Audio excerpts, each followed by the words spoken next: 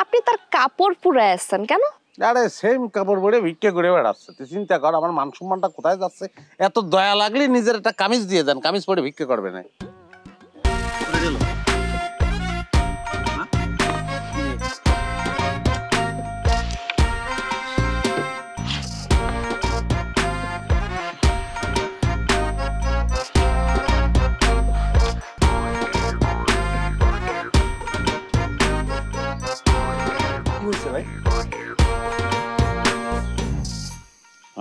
না কি হবে, কিছু না।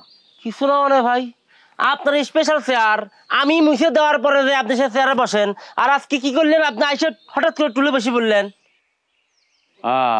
বসেছি, কিছু হয়নি। মান্নান ভাই কি হয়েছে, কিছু বলতেছেন না কেন? খালাম্মার শরীর টরীর খারাপ করলো? আরে দূর, কি করছিস, কিছু হয়নি। শালা তোমার দোষ, আর তুমি আমার উপরে চাপাচ্ছ না। চেয়ারটার আগের থেকে মুছে রাখবি। চল এদিকে আয়। তুই কোনাতে দাঁড়াইছিলি? আমি এনে ছিলাম। তাহলে তুই যা, তার ব্যবস্থা করে দিবি। আপনার স্টাক ভাই, লাখ আপনার গো।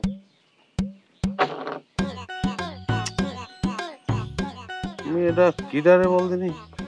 কোন মেয়েটা ভাই?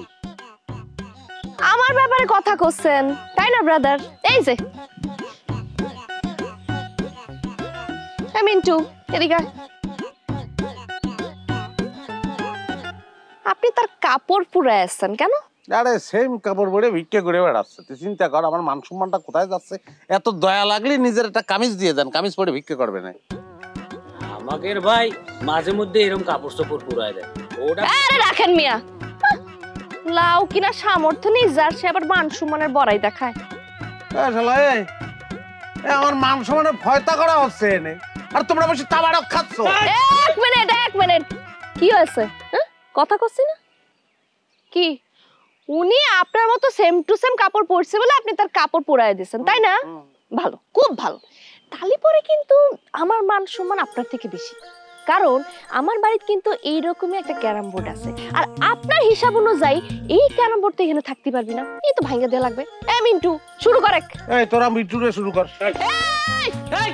হাতে এক্সপ্রেসে কয় দিছি কিন্তু, পেপার স্প্রে কুষ্টিয়া শহর থেকে কিনে আনাইছে। এই স্প্রে যদি এক ফোঁটা চোখের মধ্যে যায় না, তালি পরে কিন্তু একসাথে চোখের মধ্যে কিছু দেখা যাবে না, চোখের মধ্যে অন্ধ হয়ে ঘোরা লাগবে না, বুঝা গেছে?